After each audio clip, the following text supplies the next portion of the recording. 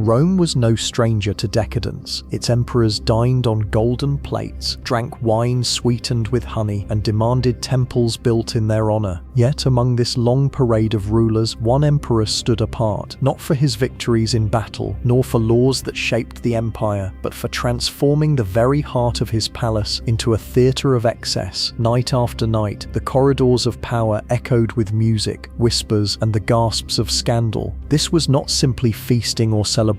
This was Rome's greatest display of unrestrained desire.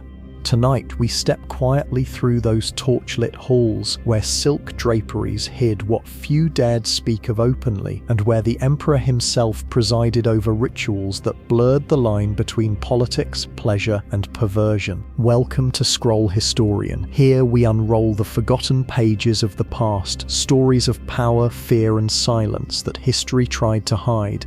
If you enjoy journeys into these hidden chapters, I invite you to subscribe, leave a like, and share your thoughts in the comments. Your voice helps keep history alive and ensures these stories reach others who seek to understand the shadows of the past. Now, let us begin. The Palace of Night. The palace of a Roman emperor was never simply a home. It was a city within a city, a labyrinth of marble corridors, painted chambers, and echoing courtyards. For most emperors, it was the seat of power, the stage from which laws were proclaimed, ambassadors received, and enemies humbled. Yet under the reign of this particular ruler, the palace acquired a reputation unlike any other. By day, it still gleamed with all the trappings of authority, but by night its very walls seemed to breathe with another life. The transformation began quietly. Servants carried in bolts of silk and perfumed oils. Musicians lingered longer in the halls. The emperor's closest companions began to whisper about invitations that bore no trace of official business. Soon the palace itself was reshaped into a theater of pleasure. Curtains of crimson fabric divided the chambers, torches dimmed the harsh brilliance of marble into golden shadow, and fountains that once refreshed weary senators were redirected to pools warmed for languid bodies. For those who entered, the air was thick with scents unfamiliar to ordinary Romans: frankincense, cinnamon, and the musk of imported resins from the east. It was said that even before one crossed the threshold, the aroma clung to the skin, a sign that one had been summoned into the emperor's hidden world. The palace no longer belonged to the empire, it belonged to desire. Yet it was not only the setting that marked these nights, it was the emperor himself who presided not as a distant sovereign, but as the orchestrator of every glance, every song, every indulgence. He was both host and participant, the axis around which the entire spectacle revolved. To displease him was to risk exile from his inner circle. To delight him was to be showered with gifts, promises, and sometimes the fleeting warmth of his favor. Outside the palace walls, Rome continued its restless life. Markets bustled, chariots raced, and senators argued over policies that shaped provinces far away. But within, another Rome existed, secret, glittering, and perilous, a Rome where the empire's supreme ruler abandoned restraint, and where the palace itself became known, in hushed whispers, as the Palace of Night. As the sun dipped behind the hills, the palace began its quiet metamorphosis. From the outside, nothing betrayed the change. Guards still marched along the walls, torches were lit in orderly rhythm, and the marble facade glowed with the last amber light of day. Yet inside, servants moved with an urgency that suggested more than simple routine. Draperies were drawn across vast archways, muffling the echo of footsteps. Lamps of tinted glass replaced the stark blaze of braziers, casting a softer glow that shimmered like liquid gold upon polished floors. The sounds of the city, once distant, were drowned by music that seeped from every corner. Strings plucked in steady rhythm mingled with the hollow beat of drums. Flutes carried melodies that rose and fell like sighs. Even the air seemed choreographed, heavy with incense that blurred the senses and dulled the passage of time. Guests spoke of losing themselves within those chambers, where night stretched endlessly, as if dawn had forgotten its duty. The emperor's invitations were coveted, though they carried risk. To be summoned was an honor beyond measure, a mark of intimacy with the ruler of the known world. But it was also a summons into uncertainty. No one could predict what might be demanded, what spectacle might unfold, or whether one's presence would end in favor or disgrace. Senators, generals, poets, and courtesans found themselves seated side by side, the rigid hierarchies of Rome dissolved in the dim haze of oil lamps. Those who entered recalled the uncanny silence that followed the first step across the threshold. Servants in flowing garments guided each guest deeper into the heart of the palace, past columns draped with ivy and statues half concealed by shadow. At last they emerged into chambers transformed beyond recognition, spaces that seemed not Roman at all, but born of some other realm where restraint had no place. Pools shimmered under torchlight, cushions spilled across the floor in riotous colour, and tables overflowed with fruits, wines and dishes so rare that their origins lay in lands barely mapped by Roman scribes. At the centre of it all was the emperor. Reclining on a couch of carved ivory, he watched as each guest entered, his gaze sharp, unblinking and strangely amused. He welcomed them not with words of statecraft, but with gestures that beckoned toward the feast, the music, and the promise of what the night might hold. His presence alone seemed to bend the room into orbit, every gesture and glance charged with meaning. And so the palace lived its second life, while Rome slept outside its gates. Inside it pulsed with the rhythm of hidden desire, a world suspended between spectacle and secret, between reverence and ruin. The empire's supreme ruler had found a new stage, and his palace had become a sanctuary not of law and order, but of night itself.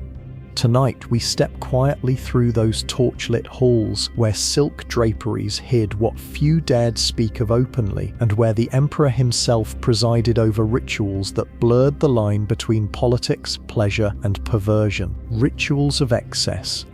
The feasts of the Roman elite were already infamous across the empire. Even in more restrained households, dinners stretched for hours, and tables buckled under the weight of roasted meats, honey cakes, and amphorae of imported wines. But within the emperor's palace, these banquets transformed into something far beyond custom, a ritual of excess where abundance was no longer about sustenance, but about the performance of power itself.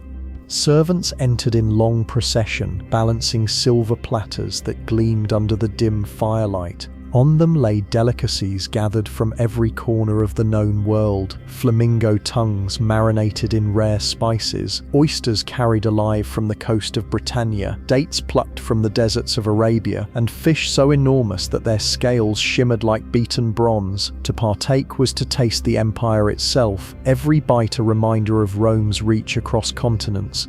Yet the food was only the beginning. Wine flowed without measure, poured into cups of gold and crystal, until the air itself seemed perfumed with its sweetness. Guests drank not in moderation, but in torrents, each goblet refilled before it could be set down. The emperor delighted in this, urging his companions to drink deeper, to laugh louder, to cast aside the careful masks they wore in daylight. For here, beneath the vaulted ceilings painted with scenes of gods and nymphs, every restraint of the forum and the senate melted into haze.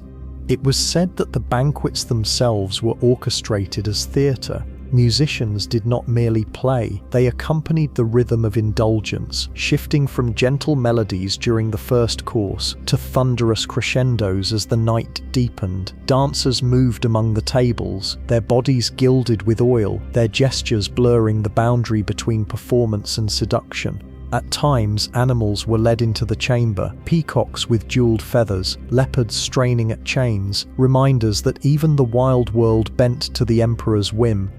But beyond the spectacle, there was a deeper current, a test of loyalty, a revelation of ambition. To accept a dish, to laugh at a jest, to join in the rituals of excess was to align oneself with the emperor's inner circle. To hesitate, to show disgust, or to turn away was to risk suspicion, perhaps even exile. In the candlelit shadows, every choice mattered. What seemed to be feasting was, in truth, a silent game of survival. And at the center of it all, the emperor himself, a figure both radiant and unsettling. He ate sparingly, sipping his wine with measured grace, watching as his guests surrendered themselves to the whirl of indulgence. His satisfaction came not from the food nor the music, but from the sight of Rome's proudest figures transformed into revelers at his command. Each night was proof of his dominion, that even the guardians of law and tradition could be unmade by the lure of desire. The palace, once imagined as the house of the gods on earth, had become a banquet hall without end. Here, excess was not weakness, it was ritual, a display of authority, and a reminder that under the emperor's gaze, there were no boundaries left to honor. The emperor's banquets were not confined to food and music alone. They unfolded into spectacles where the very fabric of Roman society was torn apart and rewoven according to his design. Senators who once thundered with authority in the forum found themselves reclining beside courtesans, their hands brushing against jeweled bracelets as conversation drifted from politics to desire. Generals, scarred by campaigns across distant provinces, sat silent as young dancers draped garlands around their necks, as though victory on the battlefield meant little in the presence of beauty. The hierarchy of Rome, so rigid, so fiercely guarded in daylight, dissolved in the haze of wine and incense. The powerful mingled with the powerless, slaves whispered into the ears of magistrates, and poets recited verses that blurred praise for the emperor, with suggestive allusions. In this world, status was not measured by lineage or office, but by how freely one abandoned restraint.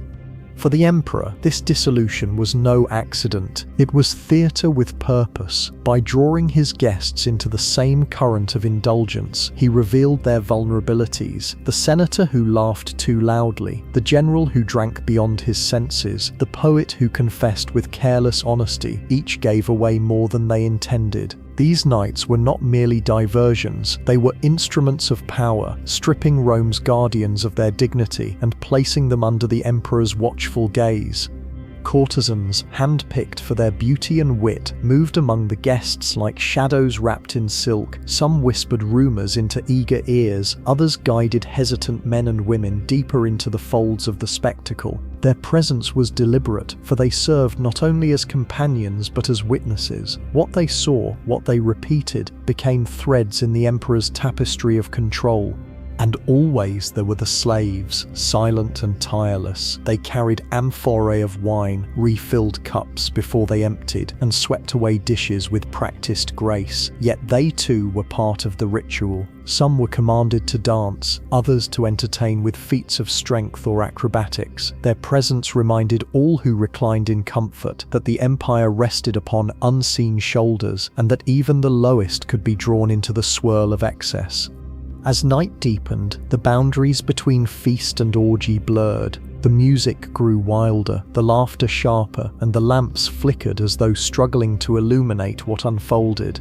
Conversations slipped from politics to whispers. Gestures lingered longer than propriety allowed. Some guests surrendered willingly, swept into the current of indulgence. Others resisted at first, only to find resistance itself transformed into spectacle, watched, mocked, and eventually broken by the weight of expectation.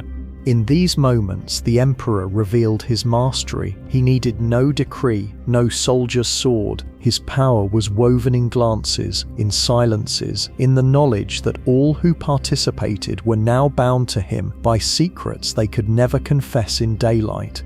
The palace had become not just a theatre of pleasure, but a court of loyalty. And in that dim, intoxicating chamber, every guest, whether senator, poet, slave, or courtesan, was both participant and prisoner. The forbidden chambers. Behind the banquet halls, beyond the echo of laughter and the clatter of goblets, lay chambers that few dared to describe openly. These were not places of dining or music, but hidden spaces woven into the palace like secret veins. Their entrances were concealed behind heavy curtains, guarded not by soldiers but by silence. To step across their thresholds was to leave behind the last pretense of Roman decorum and enter a realm where the emperor's authority was expressed not through law or ceremony, but through the orchestration of desire. Guests who found themselves invited into these inner rooms spoke later in whispers, their words heavy with awe and unease. The air was different there, thicker, heavier with perfume, carrying the scent of roses, myrrh, and sweat mingled together. Lamps burned low, their flames shielded by coloured glass, so that the chambers glowed not with daylight brightness, but with a dreamlike haze of crimson and amber. Cushions of velvet and silk softened the marble floors, and fountains whispered from hidden corners, their waters catching the faint glow of torchlight. It was in these rooms that the emperor's reputation was forged, not merely as a ruler but as the conductor of spectacles few outside the palace could imagine. Here the boundaries of Roman tradition shattered completely. Men and women of every rank mingled, stripped of their titles and garments alike. Some entered timidly, clutching their togas, while others abandoned themselves with feverish eagerness, as though intoxicated not only by wine, but by the permission to be someone else, if only for a night. The emperor did not preside from a throne in these chambers. Instead, he moved among his guests like a shadow wrapped in silk, sometimes watching, sometimes joining, always deciding. Nothing escaped his gaze. The hesitation of a senator, the reckless abandon of a courtesan, the trembling of a poet who had never before stood so exposed to be noticed by him in these moments, could mean elevation to dizzying heights of favor or the slow destruction of reputation the following day. For the emperor, these nights were more than indulgence. They were theatre, ritual, and judgment. The palace itself seemed to bend around them, its marble halls echoing faintly with the sounds that spilled from the forbidden chambers: laughter, music, sighs, and the occasional gasp that carried a mixture of fear and pleasure. Rome beyond the walls might imagine its ruler seated in solemn dignity, but within he was master of a stage that blurred the sacred and the profane, the private and the political. The forbidden chambers were not spoken of in official records. Senators avoided the subject, scribes ignored it, and poets veiled it in metaphors too dense to penetrate. Yet in the alleys and marketplaces of Rome, rumors spread like wildfire. Some claimed that gods themselves were invoked there, that the emperor played at divinity as he orchestrated these rites. Others whispered that what unfolded in those dim rooms was the true reason for Rome's decline, not armies at the frontiers, nor famine in the provinces, but corruption born within the very heart of the empire. And so the chambers remained a paradox, known and yet unspeakable, hidden yet present in every rumour. They were the emperor's greatest secret and his most dangerous legacy. Within those dimly lit rooms, ritual and indulgence became inseparable. The emperor's guests were not merely participants in pleasure, they were performers in ceremonies crafted with intention. It was said that incense burned not only to perfume the air, but to mimic the sacred smoke of temples, turning the chambers into a parody of worship. Statues of gods stood in the corners, their marble faces catching the flicker of torchlight as if bearing witness to acts that no priest would ever bless. At times, chants rose above the music, low, rhythmic murmurings that blended Latin invocations with the cries of dancers and revelers. Some whispered that the emperor himself encouraged this confusion, weaving together fragments of ritual so that the line between devotion and desecration dissolved. To his followers, it was a mark of divine freedom, a claim that he ruled not only the empire but desire itself. To his critics, it was blasphemy, an affront that mocked the very gods who had once guided Rome's destiny. Guests surrendered themselves in different ways. Some reclined in silence, watching as the night unfolded before them like a fevered dream. Others abandoned all restraint, pulled into dances that tangled limbs and voices until identities disappeared. In the heat of the chamber, distinctions of class, gender and duty dissolved. A senator might find himself beside a slave, a general's hand might linger in the grasp of a courtesan. What bound them together was not rank but submission to the emperor's design.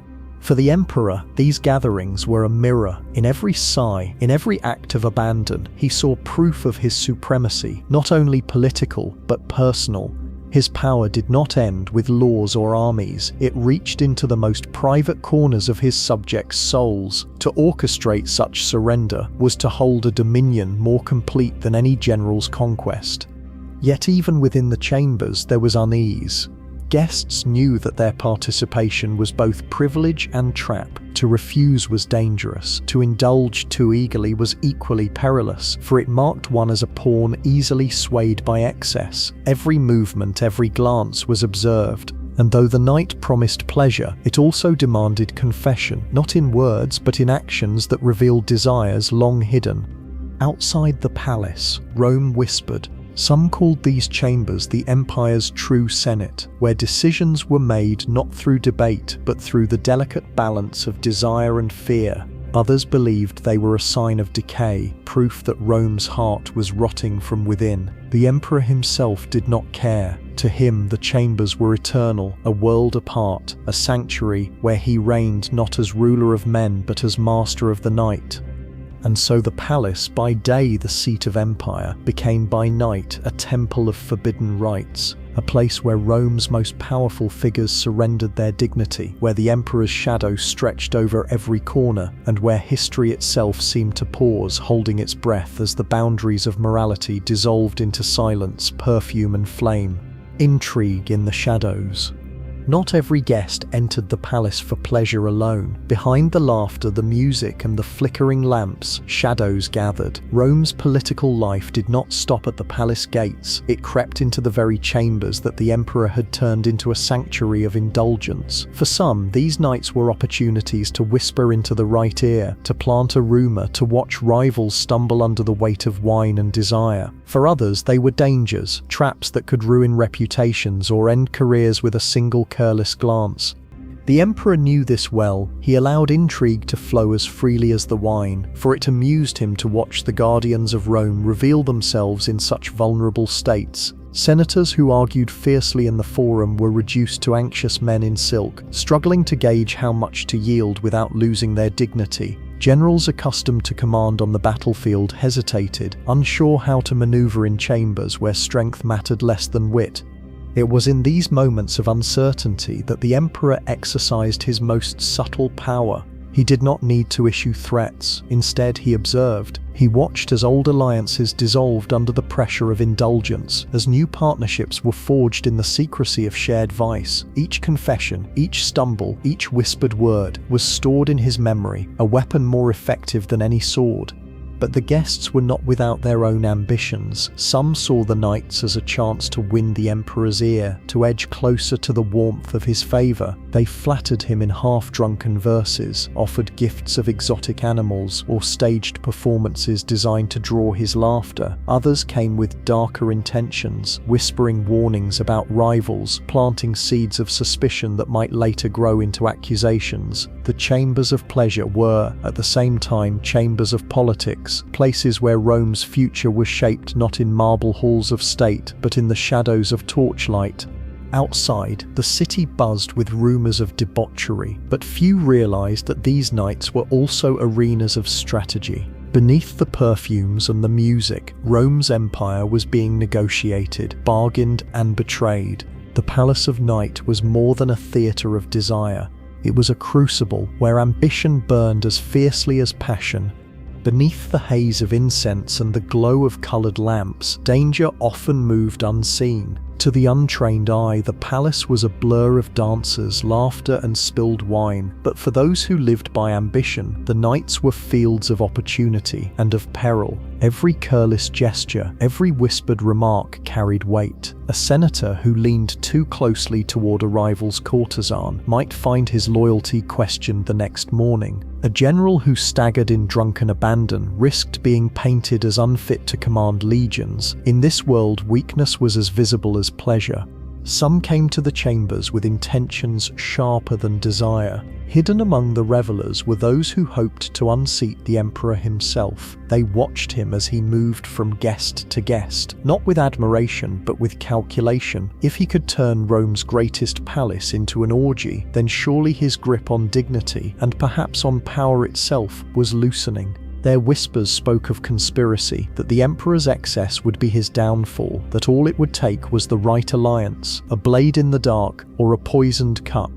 Yet here too the emperor's genius revealed itself. He welcomed the conspirators, invited them to drink, to watch, to join, and in doing so bound them tighter to his world. For once they had crossed the threshold of the forbidden chambers, they too were complicit. Their hands no longer bore only scrolls of law or swords of command. They bore the stains of indulgence, secrets that could ruin them should they ever turn against him. Still, Rome was never without plots. Courtesans carried messages hidden in the folds of silk, slaves overheard plans muttered between refilled cups, and poets cloaked warnings in verses that seemed harmless until repeated the next morning. Even as music filled the air, eyes darted across the room, measuring who whispered to whom, who lingered too long in the emperor's favor. The palace was a maze not of stone but of suspicion. Outside its walls, rumors grew. Some claimed the emperor was too lost in his pleasures to notice the knives being sharpened against him. Others believed that he staged the excess himself, deliberately, as bait to draw conspirators into the open. Both might have been true. For every plot that failed, every traitor who vanished quietly from the city reinforced the emperor's image as a man who could rule not only through legions and decrees, but through the subtle art of watching others destroy themselves. The palace then was both stage and snare. By night it glittered with feasts and forbidden rites, but beneath its velvet cushions and perfumed air, it was a battlefield. A place where enemies wore masks of laughter, where loyalty was tested with wine, and where the emperor's shadow stretched longer than the reach of any assassin's blade. The fall into decadence. In the beginning, the palace nights had been whispers, rumors traded cautiously in the markets, half-believed stories that carried both fascination and disbelief. But as the years passed, the whispers grew louder. What had once been scandal spoken only in private corners became the common talk of Rome. From senators in marble halls to bakers in crowded streets, all knew of the emperor's excesses, though few dared speak too loudly in case their words reached the wrong ears. Rome had long tolerated decadence among its rulers. After all, emperors were human, and indulgence was hardly foreign to the city of feasts and spectacles. But the scale of these nights, their brazenness, and their blending of power with forbidden ritual began to shift the perception of the people. The palace was no longer seen as the home of a sovereign chosen by the gods. It was seen increasingly as a den of corruption, where the fate of the empire was squandered on wine and desire. The streets of Rome echoed with contradictions. On one hand, there was awe, for the emperor's power seemed limitless, capable of bending even the proudest senators into submissive revelers. On the other hand, there was unease, a sense that something vital had been broken. Fathers warned their sons of the empire's decline. Mothers whispered to their daughters that Rome's heart had grown sick. Stories of foreign wars and failing harvests mingled with tales of silken orgies, until the people themselves could no longer distinguish whether their fear was for Rome's enemies beyond its borders or for its ruler within. Even among the emperor's allies, doubt began to surface. Generals grumbled that the treasury was drained not by war but by feasts. Officials feared that their authority was mocked by the sight of slaves and courtesans elevated within the palace walls. The emperor's image, once gilded by divine favor, now flickered like an unsteady flame, vulnerable to the winds of rumor and resentment. And yet the nights continued. Each gathering grew more extravagant, more daring, as though the emperor sought to silence criticism by drowning it in spectacle. But the more he gave himself to indulgence, the less Rome saw a ruler. Instead, it saw a man consumed by his own appetite, a man who had mistaken pleasure for power. The Palace of Night, once his greatest triumph, had become the mirror of his decline. If the palace by night had once been a sanctuary of secrets, it was no longer so. Rome's enemies, both within the Senate and beyond its borders, found in the emperor's indulgence a weapon sharper than any blade. They did not need to exaggerate, they needed only to repeat. Whispers of orgies became charges of corruption, and rumors of forbidden rites were shaped into accusations of blasphemy. Every retelling of those nights chipped away at the fragile image of divine authority that an emperor was meant to embody. For the senators, it was an opportunity. Many had submitted to the emperor's will within those chambers, yet outside they spoke of morality and restraint. Their hypocrisy mattered little. What mattered was that the people were listening. To call the emperor decadent was to plant doubt in the hearts of citizens who had long endured his rule. To paint him as a man consumed by lust and indulgence was to make his downfall seem not only possible but necessary. The soldiers too, once the backbone of his power, began to murmur. They heard of the endless feasts while they stood guard in rain-soaked camps at the empire's frontiers. They compared the emperor's golden banquets with their own empty rations, and in their bitterness they began to question whether their loyalty was owed to a man who no longer resembled a leader of legions. In the streets, resentment grew. Bread was scarce, taxes heavy, and while the people struggled, they imagined fountains of wine spilling through the palace halls. Their anger was not always open, but it was steady, simmering like a fire beneath the stones. When poets mocked the emperor in verses whispered in taverns, the people laughed not with disbelief, but with recognition.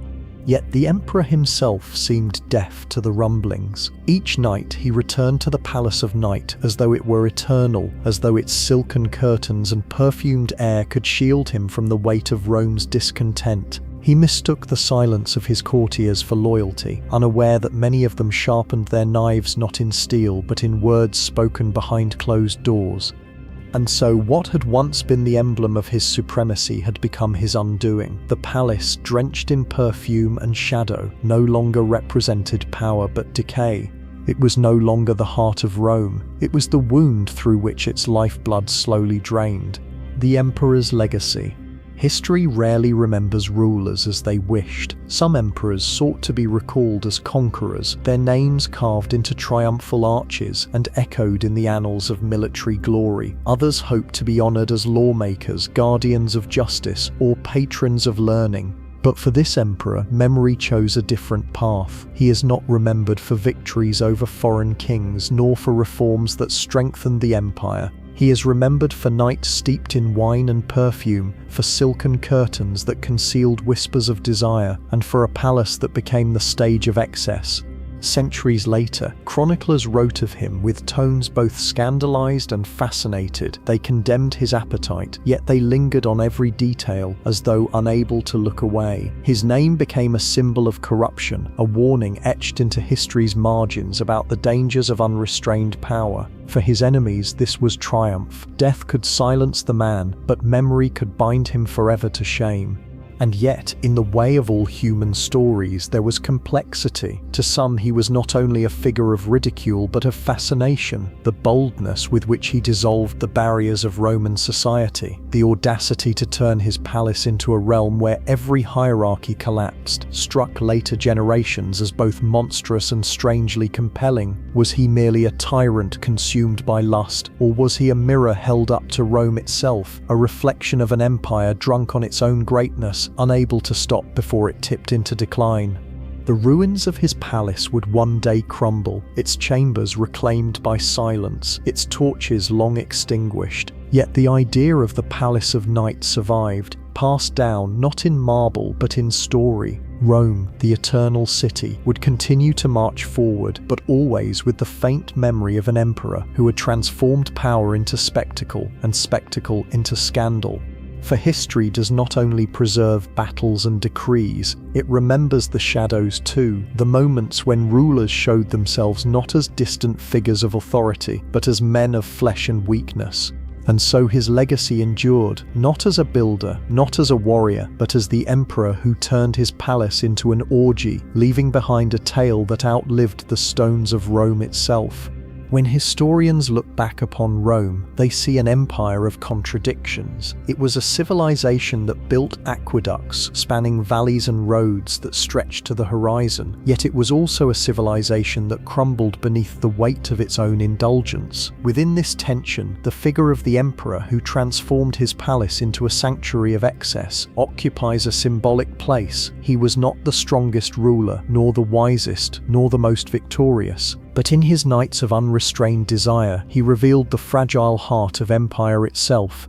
Power, after all, is rarely destroyed by enemies alone. More often, it withers from within, eroded by arrogance, indulgence, and the slow forgetting of restraint. The emperor's feasts, his forbidden chambers, his whispered orgies, these were not only spectacles of pleasure, they were metaphors for an empire that had grown too vast, too wealthy, too certain of its own eternity. In his palace, Rome saw itself reflected, proud, intoxicated, and blind to the shadows gathering at its borders.